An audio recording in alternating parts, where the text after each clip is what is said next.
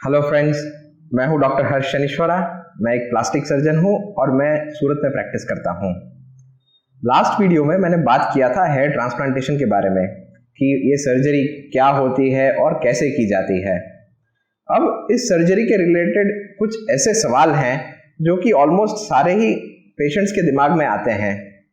तो आज इस वीडियो में मैं हेयर ट्रांसप्लांटेशन से रिलेटेड इन कॉमन सवालों का आपको जवाब देने वाला हूं और आपके इन डाउट्स को क्लियर करने वाला हूं। जैसे एक मोस्ट कॉमन क्वेश्चन जो मेरे पास आता है वो है कि क्या हेयर ट्रांसप्लांटेशन के टाइम पे दर्द होता है? तो नहीं, हेयर ट्रांसप्लांटेशन के टाइम दर्द नहीं होता है। जब ये सर्जरी स्टार्ट होती है तो हम आपको कुछ इंजेक्शन लगाते हैं जिससे आपका सिर का एरिया पूरा सुन्न हो जाता है। ये जब हम इंजेक्शन लगाते हैं तो वो सुई चुभने की वजह से स्टार्टिंग में आपको थोड़ा सा डिस्कम्फर्ट होता है, पर इसके बाद जब वो एरिया सुन्न हो जाता है तो उसके बाद कोई भी तरीके का दर्द नहीं होता है और ये सर्जरी पूरी आप आराम से करा सकते हैं। अब वैसे ही एक दूसरा कॉमन क्वेश्चन है कि जब हेयर ट्रांसप्लांटेशन हम कराते हैं तो ये ट्रांसप्लांट कराए गए बाल कितने टाइम तक रहेंगे?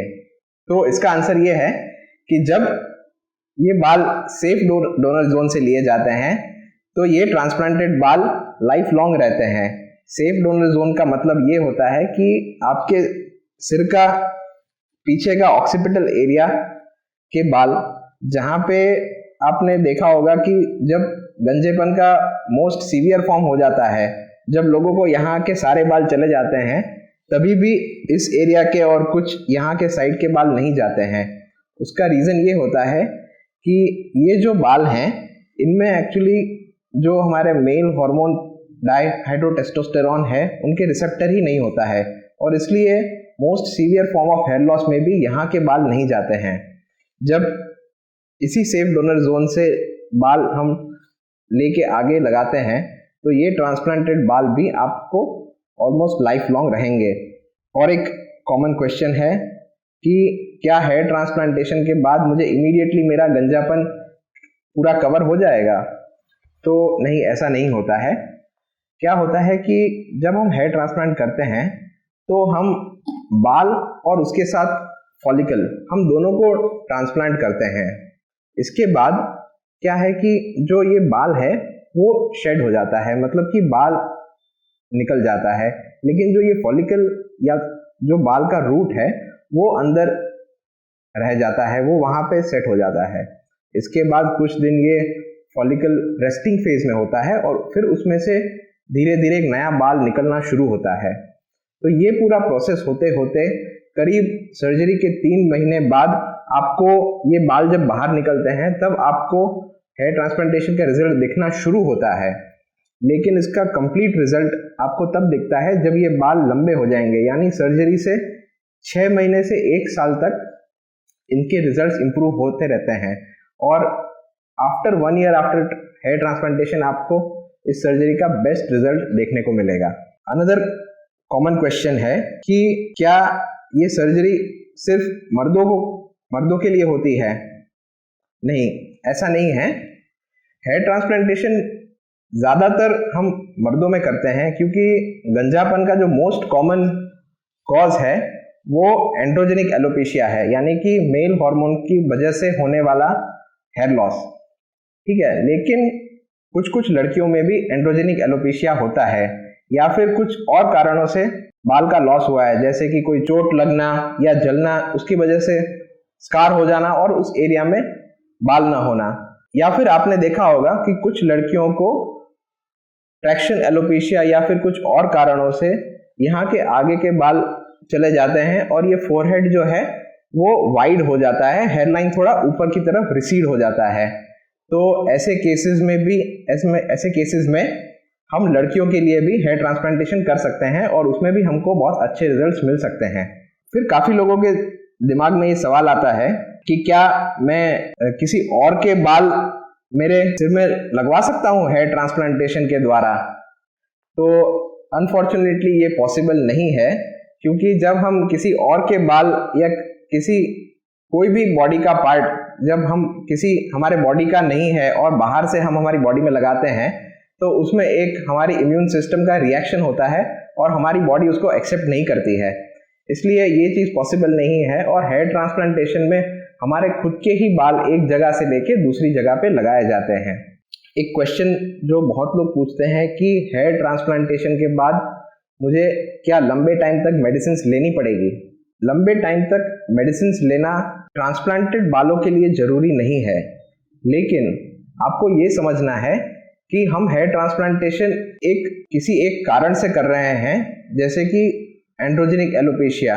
अब जब हम बाल लगाते हैं वो गंजेपन को कवर करने के लिए, तो वो वाला एरिया तो कवर हो जाता है, लेकिन जो बाल अभी भी बचे हैं वो भी आगे जाके लॉस हो सकते हैं। और हमने जहाँ हेयर ट्रांसप्लांटेशन किया है उसके अलावा के एरिया में और गंजापन बढ़ सकता है।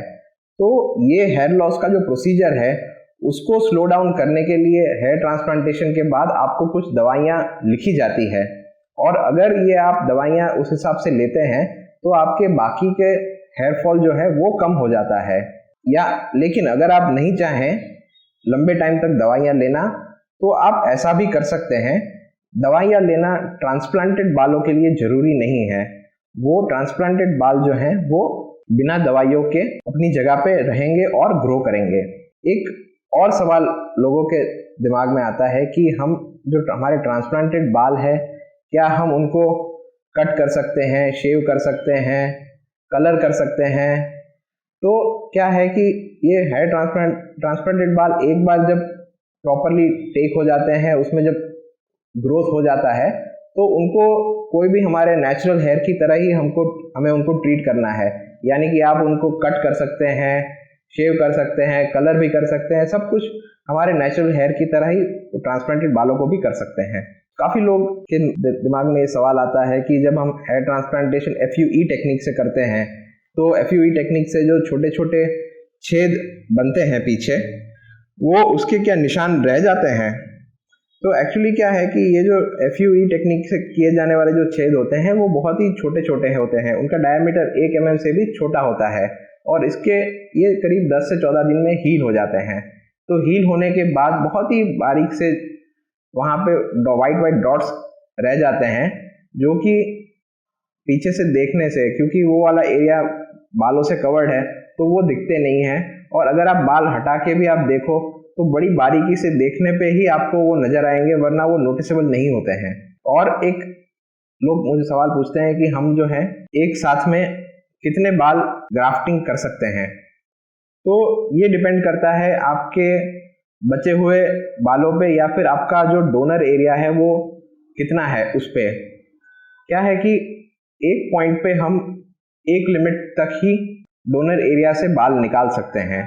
अगर उससे ज़्यादा बाल अगर हमने डोनर एरिया से निकाल लिया तो आसपास के जो बचे हुए बाल हैं उसमें ब्लड सप्लाई कम हो जाता है, और वो बचे हुए बाल भी पतले हो सकते हैं या उनका ग्रोथ भी कम हो सकता है।